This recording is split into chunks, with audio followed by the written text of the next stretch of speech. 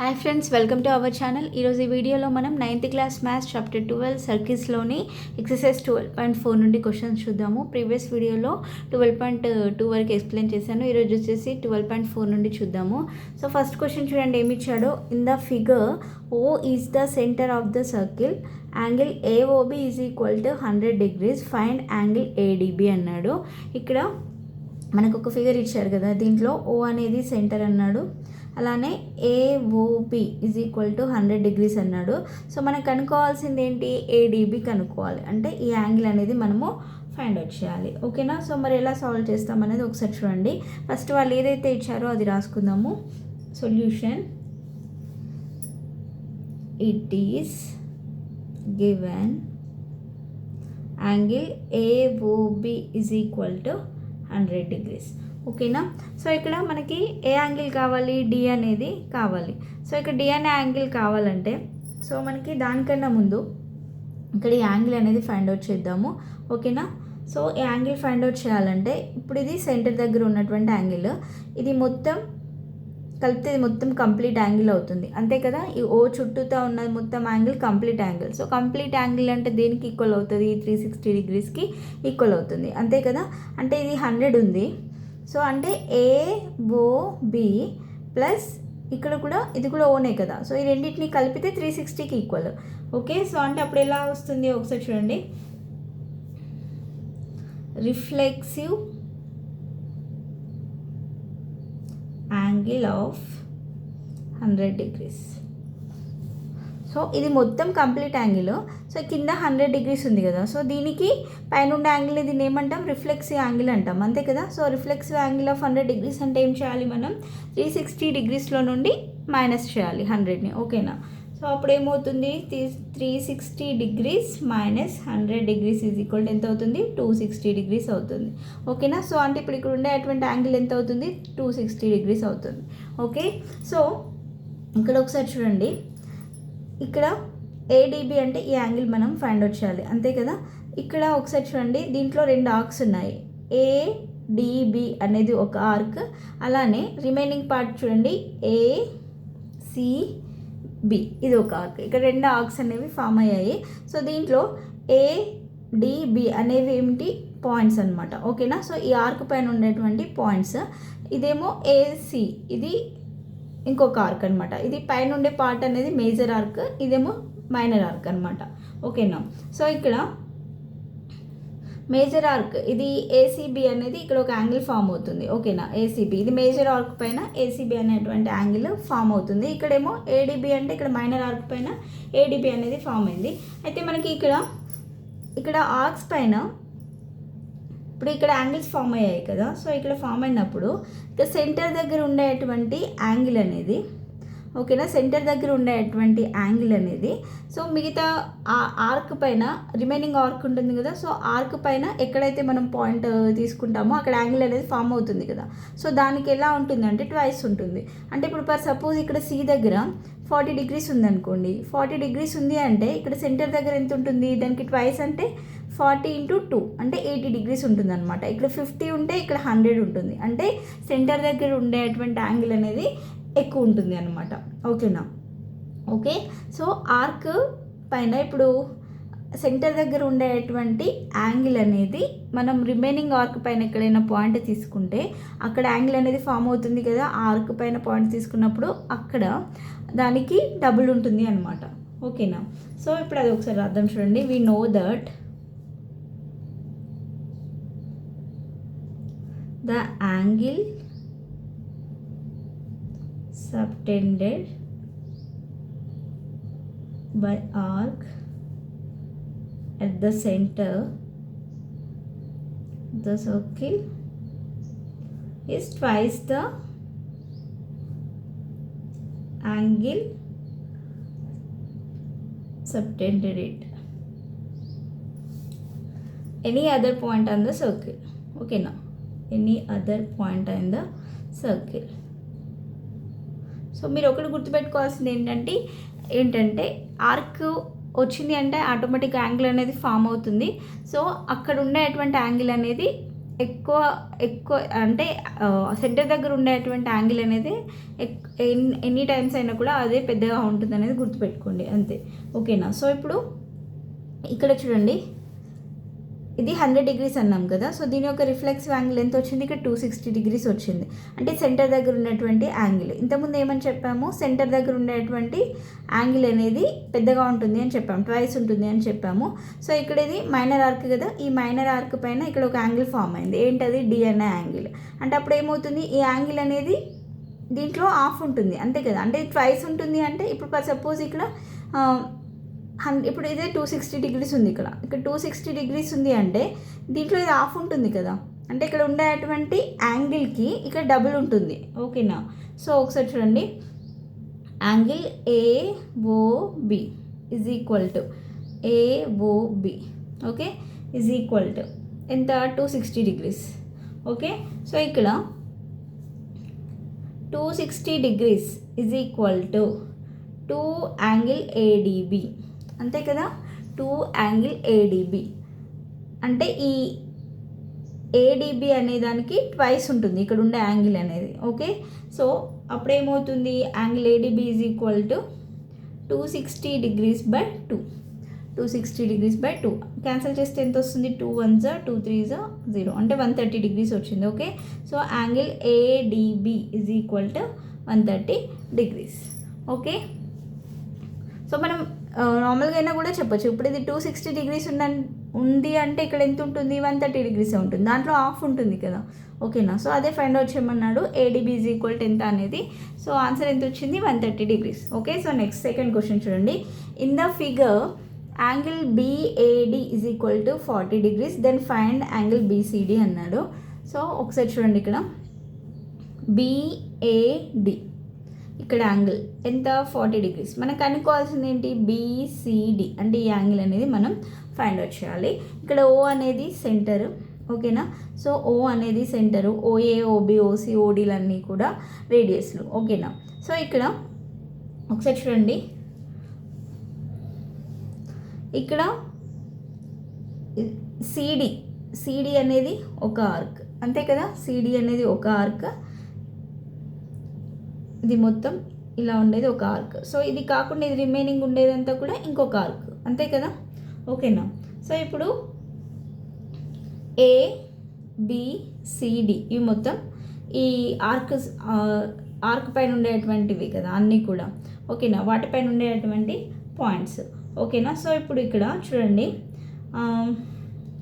ఇక్కడ ఏ అలానే సి ఈ రెండు కూడా ఒకసారి చూడండి, ఏ కామ సి అనేటువంటి రెండు పాయింట్స్ కూడా ఒకే ఆర్క్ పైన ఉన్నాయి. ఓకేనా. సేమ్ సెగ్మెంట్ పైన ఉన్నాయి. ఓకే. సేమ్ సెగ్మెంట్ పైన ఉన్నాయి ఏసీ పాయింట్స్ అనేవి. సో సేమ్ సెగ్మెంట్ పైన ఉన్నప్పుడు వాటి యొక్క యాంగిల్స్ అనేవి కూడా ఏమవుతాయంటే ఈక్వల్ అవుతాయి. ఓకే. అంటే ఇప్పుడు ఒకసారి చూడండి, ఇది ఒక ఆర్క్ ఇలా చూసుకున్నట్లయితే ఇప్పుడు ఇది ఒక ఆర్క్, అలానే ఇది ఒక ఆర్క్ అనుకోండి. ఓకే. సో ఇప్పుడు ఇది సెమీ సర్కిల్ లాగా ఫామ్ అయింది, ఇది సెంటర్లో ఉంది కాబట్టి సెమీ సర్కిల్ లాగా ఫామ్ అయింది. సో ఇది ఒక సెగ్మెంట్ అంటాం, ఇది ఒక సెగ్మెంట్ అంటాం, మేజర్ సెగ్మెంట్ మైనర్ సెగ్మెంట్ అంటాం కదా. సో అలా ఉన్నప్పుడు ఇవి రెండు కూడా ఏసీ అనేవి ఒకే సెగ్మెంట్ పైన ఉన్నటువంటి పాయింట్స్. సో ఒకే సెగ్మెంట్ పైన ఉన్నప్పుడు వాటి దగ్గర ఏర్పరిచేటువంటి యాంగిల్స్ కూడా ఏమవుతాయంటే ఈక్వల్ అవుతాయి. అంటే ఇప్పుడు angle A is equal to 40 degrees అయింది కదా, అలానే సి ఈజ్ ఈక్వల్ టు కూడా ఎంత అవుతుంది, సేమ్ అవుతుంది అనమాట. ఓకేనా. సో ఒకసారి రాద్దాం చూడండి. we know that angles subtended by an arc in the same segment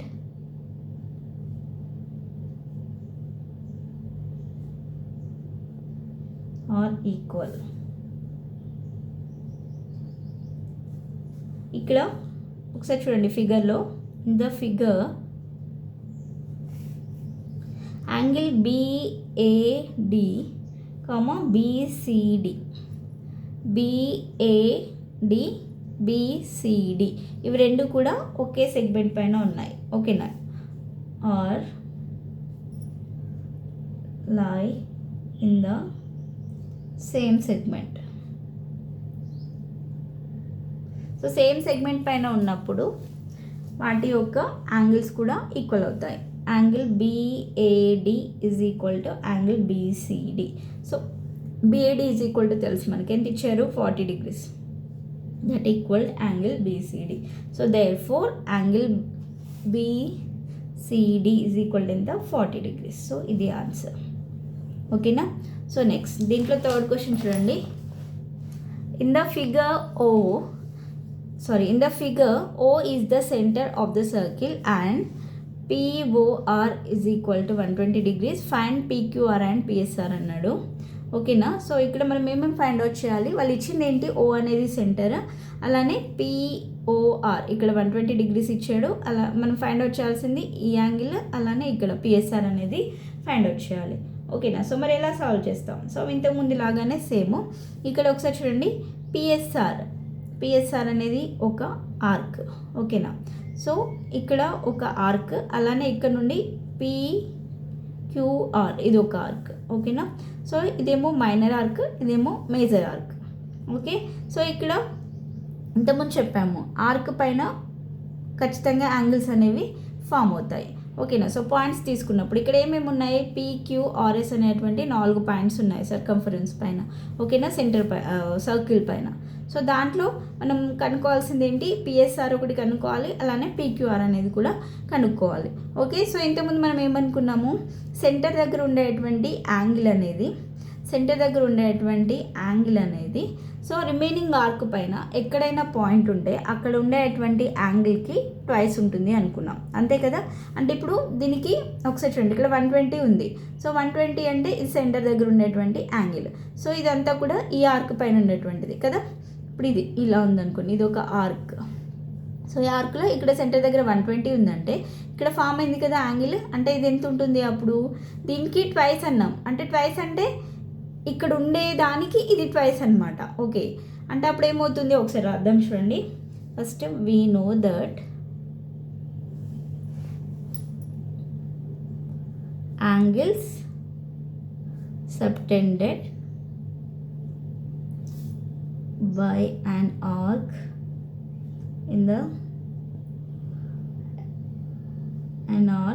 at the center of a circle is twice the angle subtended by at any other point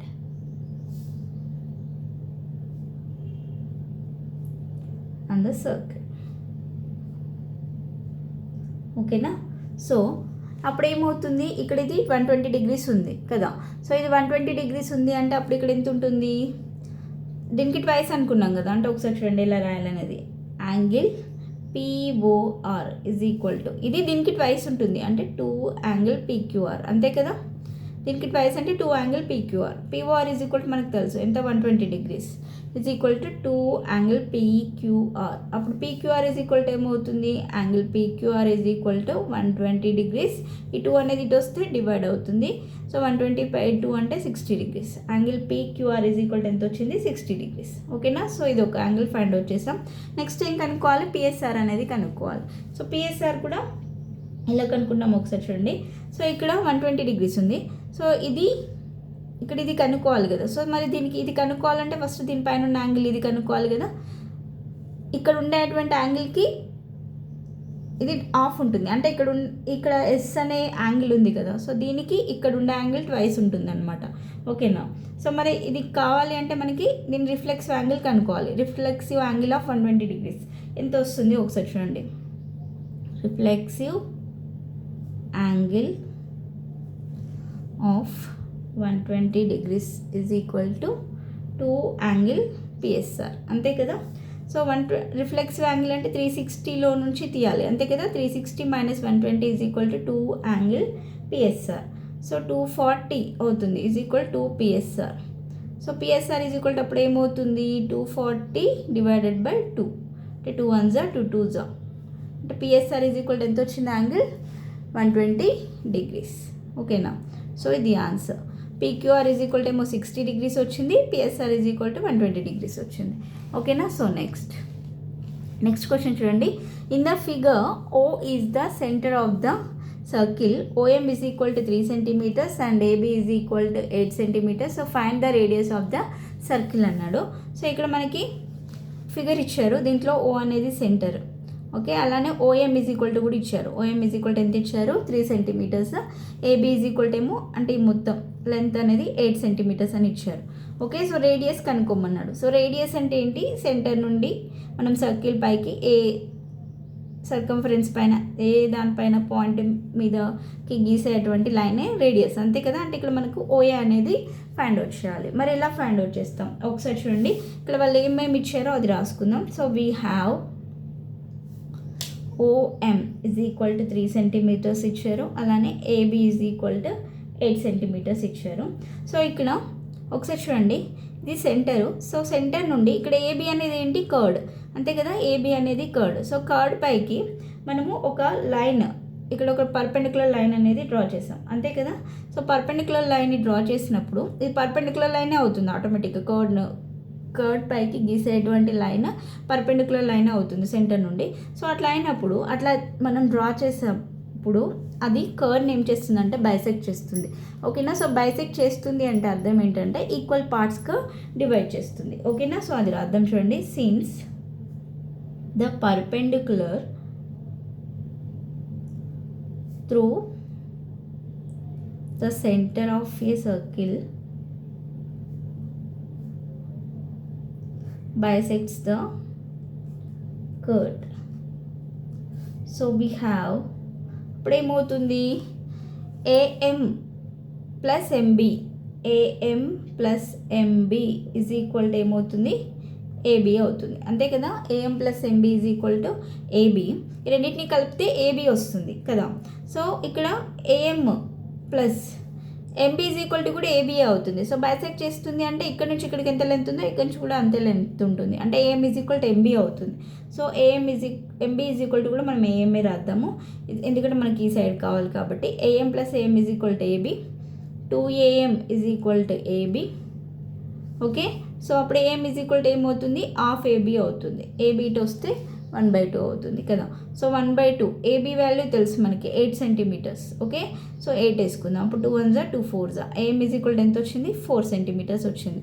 so A M 4 centimeters, O M 3 centimeters. O A కనుక్కోవచ్చు కదా. Okay, so అప్పుడు ఏమవుతుంది? O triangle, ఒక triangle అనేది form అయింది ఇక్కడ. ఓఏఎం అనేది ఏమవుతుంది? రైట్ యాంగిల్ ట్రయాంగిల్ అవుతుంది, అంతే కదా. సో రైట్ యాంగిల్ ట్రయాంగిల్ కాబట్టి మనం పైథాగరస్ బేస్ చేసుకుని ఆ రిమైనింగ్ సైడ్ని కూడా మనం ఫైండ్ అవుట్ చేయొచ్చు. ఓకేనా. సో పైథాగరస్ థీరం ప్రకారం ఏమవుతుంది? OA square is equal to OM square plus AM square. OA find out చేయాలి. OA square is equal to OM ఎంత? 3 square. Okay, plus AM square అంటే 4 square.